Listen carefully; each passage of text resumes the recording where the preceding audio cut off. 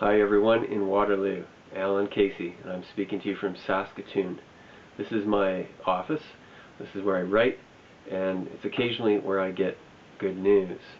I got the wonderful news recently that Lakeland has been chosen by you, adopted by the community there as this year's selection for One Book, One Community, and I'm just delighted about that.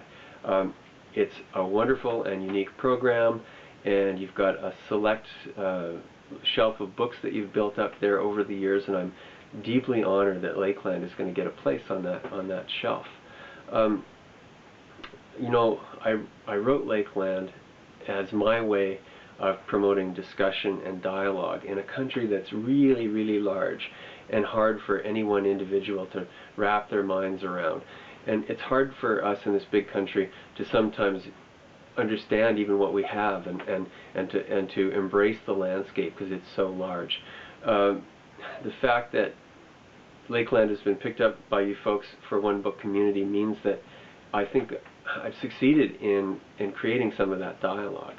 I'm looking forward to coming out to Ontario and talking to you about water and sustainability and natural beauty and what it means to us and our families.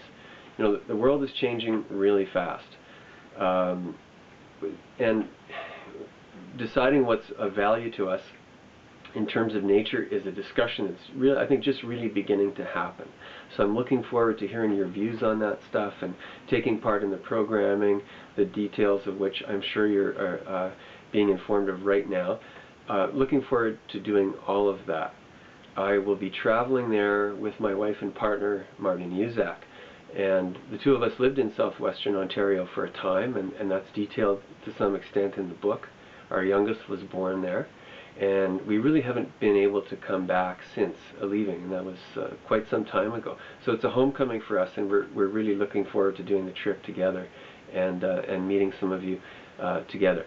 Now, Lakeland is an issues book, and it's about water and stewardship and some of that stuff, but folks, I hope that it's a literary book first and foremost. It's a piece of narrative nonfiction, and I did my very best to make it as poetical and full of story as I could so that the message would be read. So I'm going to read a little piece of it for you to close out this message, but I'm not going to read it here in my office. I'm going to, through the magic of this technology, take you to another location, and we're going to do the reading there. We're going to be going out to the lake ice of Emma Lake, and Emma Lake is where my family has a cabin here in northern Saskatchewan, and the location plays a pretty important role in the book. So I'll pick it up out on the lake ice, but basically the plan is to go and chop a hole in really thick lake ice using an axe. So see you on Emma Lake.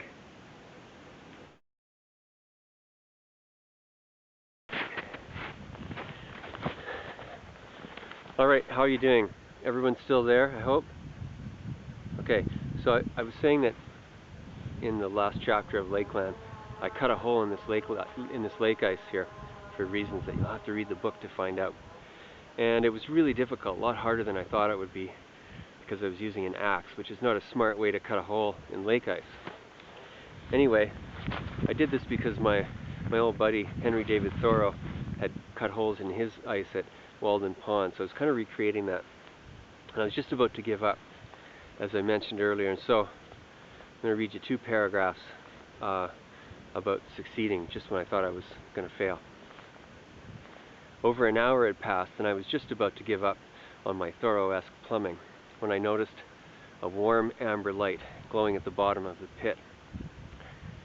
The axe made a duller thud as it struck. I got down to clear the chips again and have a good look. The ice was pretty to behold as cut stone, and seemed to glow from within. I stood and delivered what turned out to be the coup de grace. The lake began to gurgle in. In less than 10 seconds, my icy tub was filled. The water was the palest shade of green amber, tinted by the cellular remnants of last season's life. It would be hard to discern the color at all without the pure whiteness of the surrounding snow with which to compare it. It was summer, seen through the ice lens of winter. For such are the living colors, ochre and faint jade, from which things will grow, the broth of life. The little ice tub of water gave the feeling that a small forerunner of the warm season had arrived on the scene.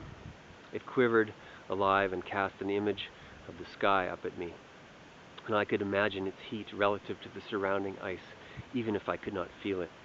This little wound, like a puddle of blood on skin, would congeal quite soon, leaving a small clear scar. But it gave proof to life still pulsing underneath. It was a perfect day. In nearly 2 hours, not a single car had disturbed the quiet. Emma Lake was still a beauty, moving warm and sensuous under her robes. Thanks for listening so far. I'm looking forward to all this ice melting and summer coming and seeing you later in the year.